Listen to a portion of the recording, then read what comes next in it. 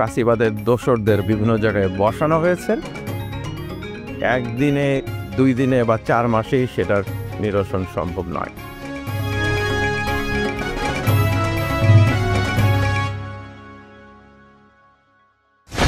প্রথমে এই যারা জুলাইয়ের 36 দিনের শহীদ তাদের প্রতি শ্রদ্ধা জানিয়ে এবং আহতদের প্রতি সমবেদনা জানিয়ে আমি বলতে চাচ্ছি যে বাংলাদেশ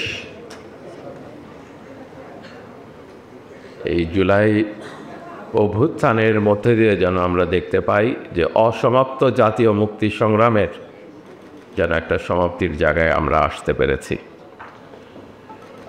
আজকে বলা হচ্ছে ঐক্যের কথা, সংস্কারের কথা এবং বলা হচ্ছে একটি গণতান্ত্রিক নির্বাচনের কথা। বাংলাদেশের মানুষে একটা গণতান্ত্রিক সংবিধানের আকাঙ্ক্ষা দীর্ঘদিনের সেই আকাঙ্ক্ষার হয়তোবা আজকে যেই আলোচনা শুরু হয়েছে তার মধ্যে দিয়ে একটা বাস্তবায়নের দিকে এগিয়ে যাবে নির্বাচনের প্রক্রিয়ার মধ্যে দিয়ে।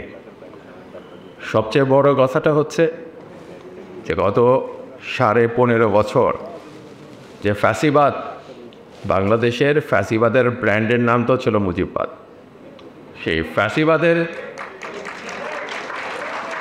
বিরুদ্ধে লড়াই সংগ্রাম করতে যে বাংলাদেশের যেই তরুণ যুবকরা জীবন দিয়েছেন, নির্যাতিত হয়েছেন, তারা আজকে কেমন বাংলাদেশ চান, তারা আজকে বাংলাদেশটাকে কিভাবে গড়ে তুলতে চান, বাংলাদেশের রাজনীতিটা কেমন হবে, সংবিধানটা কেমন হবে, নির্বাচনটা কেমন হবে, শুধু সেটাতে আমরা থাকবো এবং তার সঙ্গে এটাও বলবো যে উচ্চকক্ষ, নিম্নকক্ষ বা রিপ্রেজেন্টেশন কেমন হবে, শুধু সেটা না, স্থানীয় পর্যায়ে ক্ষমতার ভিত্তি কেমন হবে, সমস্ত ক্ষমতা কি সংবিধানে সংসদ সদস্যদের প্রতি দেওয়া থাকবে নাকি স্থানীয় পর্যায়ে স্থানীয় সরকার ব্যবস্থা গড়ে তোলা হবে যেখানে সাধারণ মানুষ, বাংলাদেশের খেটে খাওয়া মানুষের অবস্থান থাকবে।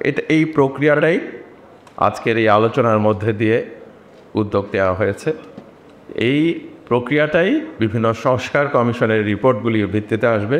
কিন্তু 15.5 বছরে লেয়ারের পর লেয়ার যে ফ্যাসিবাদের দোসরদের বিভিন্ন জায়গায় বসানো হয়েছে, একদিনে, 2 দিনে বা 4 মাসেই সেটার নিরসন সম্ভব নয়।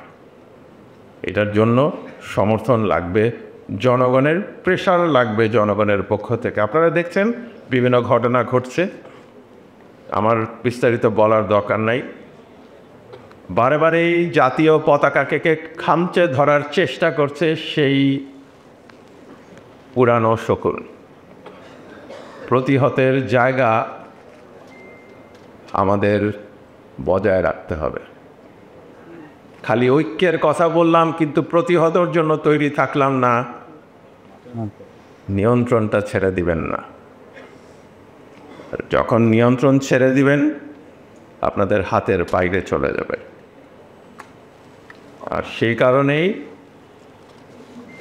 আপনাদের সবাইকে অভিনন্দন জানাচ্ছি যে আপনারা এসেছেন এই ঐক্য, সংস্কার এবং নির্বাচন সংক্রান্ত আলোচনায়। কিন্তু তার পিছনের চিন্তাটা যেন থাকে আমরা কিন্তু একটা অসমাপ্ত জাতীয় মুক্তি সংগ্রামকে সমাপ্ত করার জায়গায় এসে দাঁড়িয়েছি। আমরা কিন্তু একটা ফ্যাসিবাদের বাংলাদেশ ব্র্যান্ডকে পরাজিত করে আজকের বাংলাদেশে দাঁড়িয়েছি।